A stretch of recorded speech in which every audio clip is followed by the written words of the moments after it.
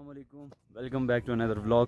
ہم لوگ آگے التت قلعے کی طرف نکل آئیں اور یہاں پہ بھی ہمارا آلموسٹ جو ہے نا آگے کی طرف 70 سے 100 کلومیٹر کا سفر ہوا ہے. اور یہاں پہ بہت اچھی اچھی یونیک چیزیں دیکھنے کو ملیں گی. فی الحال ابھی ہم چلتے ہیں قلعے کی طرف اور سارا کا سارا قلعہ جو ہے نا میں آپ کو وزٹ کرا دیتا ہوں. التت فورٹ کے ٹکٹس ہم نے پکڑ لیے ہیں، یہ ہمارے ٹکٹس آ گئے اور ہم فورٹ کی طرف انٹر ہو چکے ہیں. فرسٹ جو یہاں پہ اسٹیئرز ہیں نا اسٹارٹنگ وہاں سے ہم انٹر ہو چکے ہیں اور یہ سامنے آپ دیکھیں قلعہ بھی آ گیا. قلعے کے اندر جا کے جو بھی ہسٹوریکل پلیسز ہوں گی میں وہ آپ کو اچھے طریقے سے وزٹ کرواؤں گا. التت فورٹ کے بالکل مین ڈور پہ ہم پہنچ چکے ہیں. یہ سامنے ہے جی التت فورٹ. باہر سے آپ کو کچھ اس طرح کا ویو ملے گا اور ابھی ہم لوگ اندر کی طرف موو کرتے ہیں. آئی تھنک سو مجھے یہاں پہ گلاسز اتار لینی چاہیے.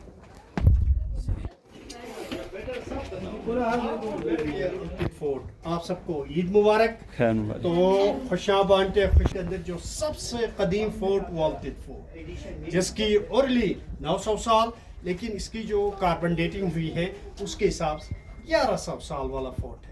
بلتت فورٹ جس کی زبانی تاریخ کے حساب سے 765 بتاتے ہیں 765 لیکن اس کی جو کاربن ڈیٹنگ ہوئی ہے یا اس کی لیبارٹری ٹیسٹنگ اس کے مطابق وہ 800 طرف اپ اینڈ ڈاؤن. التے بنتے بنتے اس گاؤں کا نام التت ہے. بلتے بنتے بنتے اس گاؤں کا نام بلتت جسے آج کل کریم آباد کے نام سے.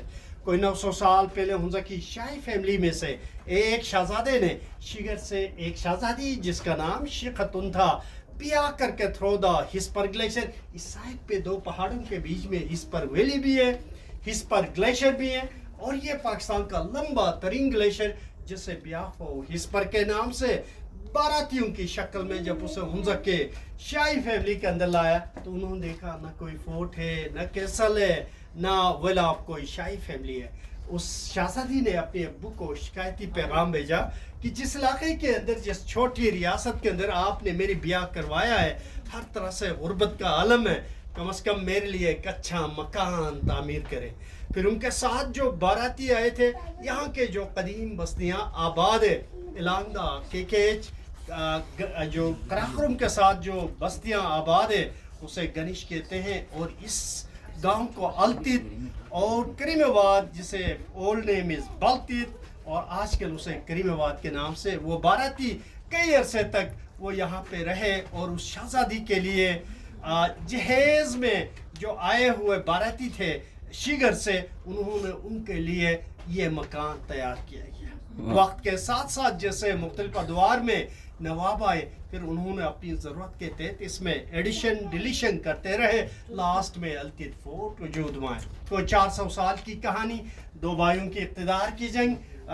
بڑے بھائی جو ہے وہ شاہی دستور کے مطابق ان کو کنگ شپ ملنا تھا، نواب ملنا تھا لیکن چھوٹا بھی چاہ رہا تھا وہ اس علاقے کا نواب بنے.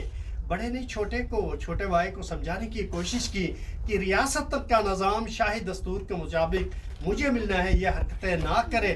لیکن چھوٹا یہ ماننے کے لیے تیار نہیں ہوا. پھر بڑے نے چھوٹے کو یہاں پہ زندہ گاڑ دیا. کھڑی قبر اور اس کا نام جمال تھا. ہم دو ریاستیں دریا کے اس طرف ریاست ہنزا، یہ دو چھوٹی ریاستیں 74 تک باقی تھے. اس زمانے کے prime minister Zulfiqar Ali Bhutto power میں تو ان دو اسٹیٹس کو سینٹرلائز کیا تھا فیڈرل گورنمنٹ کے اندر. اور یہ دونوں ایک زمانے میں دونوں جڈواں بھائی، ایک کا نام موغلوٹ دوسرے کا نام گلگت. ریسٹوریشن کے حوالے سے گلگت بلتستان کے اندر جتنے بھی ہسٹورک مونیومنٹس ہیں شیگر، کھپولو، بلتت، التت فورٹ یا آخان ٹرسٹ فار کلچر جن کا مین آفس جنیوا فرانس میں ہے. پاکستان کے حوالے سے آخان کلچرل سروس پاکستان اور ان تمام فورس کا جو ہے ہیڈ آفس لاہور وال سٹی کے اندر ہے. With the collaboration of Punjab government اس فورٹ کی ریسٹوریشن کا کام کر رہے ہیں. جی آ جائیں. گلگت بلتستان کے اندر 8 آزاد ریاستیں تھیں چھوٹی چھوٹی اور یہ تمام آزاد ریاستیں آہستہ آہستہ جو ہے 1948 کے بعد پاکستان کے ساتھ اپنے آپ کو الحاق کر لیا. لیکن یہ دو ریاستوں کا ریاست نگر ریاست ہنزا یہ 1973-74 تک باقی تھے. اس زمانے کے prime minister Zulfiqar Ali Bhutto power میں تو ان دو اسٹیٹس کو سینٹرلائز کیا تھا.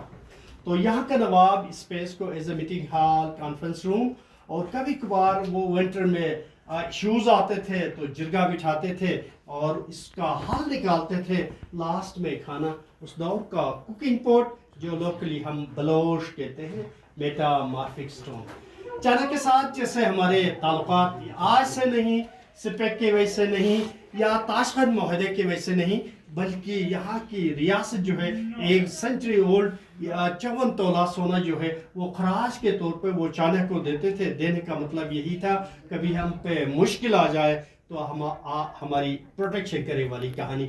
और जैसे ब्रिटिश 1891 में इन 2 छोटी रियासतों पे उन्होंने कब्जा कर लिया था, उस कब्जे का मेन मकसद उस ज़माने का ग्रेट गेम, आजकल का ग्रेट गेम सिपेक, और तो उस ज़माने का करेक्शन हॉट वाटर की तरफ आना चाहते थे। चाइनीज़ आगे आने से उनको रोकने के लिए यही ब्रिटिश के पास ऑप्शन थे कि ताकि यहाँ से उनको पीछे धकेला जा सके।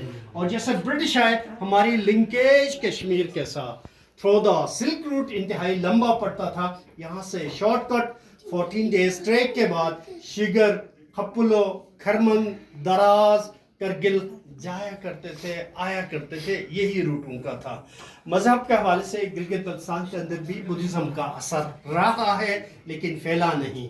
जैसा आप इस्लामाबाद से आते, टेक्सेला बुद्धिज़्म का हब था, स्वात तो था उनका, स्वात बिंगोरे से होते हुए आप जहाँ पे चाइनीज काम कर रहे हैं, दियामर बाशाडे, नीचे रोक्स के ऊपर बुद्धा दौर के इंस्क्रिप्शन, चिलास वहाँ पे, गिलगित कारगाना के अंदर standing stupa carving with stone. Gilgit से आप चित्राज की तरफ निकलते हैं तो 2 खूबसूरत गांव हेंजल गिच वहाँ पे भी है। हुंजा आते हैं तो on the way to Attabad, नीचे रोक्स के ऊपर भी बुद्धा दौर के इंस्क्रिप्शन। इन सब के ऊपर पाकिस्तान के मशहूर एंथ्रोपोलॉजिस्ट एहसान दानी ने किताबें लिखी हैं जी।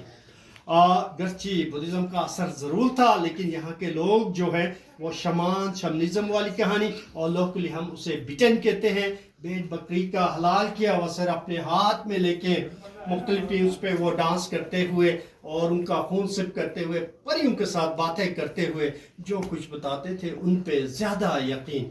फिर हिंदुआना रस्में भी बीच में इनकॉर्पोरेट, खड़ी पत्थर, और कोई भी काम का आगाज़ करने से पहले बटरमल के दूध डाल के उस काम का आगाज़। फिर इस्लाम यहाँ पे 16 सेंचुरीज़ में बदख्शान से एक वली बुजुर्ग आए और पीर नासिर खसरा, उनके मुरीद जिसे लोकली हम खलीफा, उन्होंने इस्लाम की तबलीग के अमल को उन्होंने जारी रखा। दरवाजे क्यों छोटे, इनके 3 मकासद, 1 इज डिफेंस, कि आने वाला दुश्मन तेजी में आए उसका असर लगे, पाँव लगे, जो गार्ड को पकड़ने के लिए आसानी। दूसरा ये कि fire place centre of the house while the construction, आप देख लें मड स्टोन वुड का बना स्केल्टन, थोड़ा सा विंटर में आग जलाएं तो वार्म अप रहता है, इसलिए स्लिंग्स को लो, डोर फ्रेम शॉर्ट। थर्ड यही, जब आप किसी घर में जाते हैं तो आप एहतरामन जाएं, झुक के जाएं वाली कहानी, उसी मुनासिबत से दरवाजे छोटे किया करते थे। और ये छोटा सा स्टोरेज जिसमें peaches, pears, nuts, dry meat store करते थे।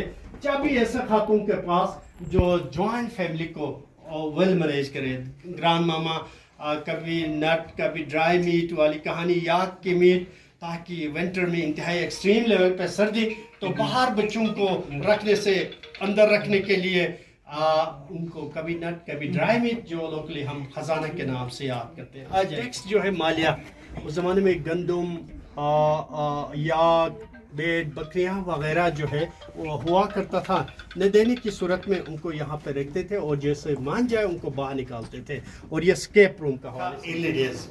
लेकिन हुंसा के अंदर जो हम कल्चरली फेस्टिविटीज़ करते हैं, त्यौहारें, उन त्योहारों को तकसीम करते हैं बिटवीन 2 फोर्ट्स। सोविंग का या बीज बोने का त्यौहार हम हर साल 22 फरवरी को सेलिब्रेट करते हैं अल्तित फोर्ट से, और हार्वेस्टिंग का फेस्टिवल, फसल काटने का, वो बल्तित फोर्ट जिसे हम गिनानी कहते हैं। तो 22 फरवरी को उस ज़माने में नवाब को घोड़े पे बिठा के पीछे अवाम नाच गाना करते हुए एंट्रेंस तक, इसके बाद वो यहाँ पे अपना ताज गौन पहन के, फिर यहाँ नोटेबल्स की डांस, ऊपर छत, यहाँ पे 2 बजे के बाद नीचे जाके घोड़ों पर सवार होके एक खेत में जाके अल्लाह पाक का नाम लेके गंदम के दाने नवाब के हाथ से as a blessing throw, that's called बोफो। वही फेस्टिविटी, वही सेलिब्रेशन हम आज से नहीं बल्कि 1365 से हम मनाते हैं, जिसकी हिस्ट्री यहाँ पे लिखा गया है जी।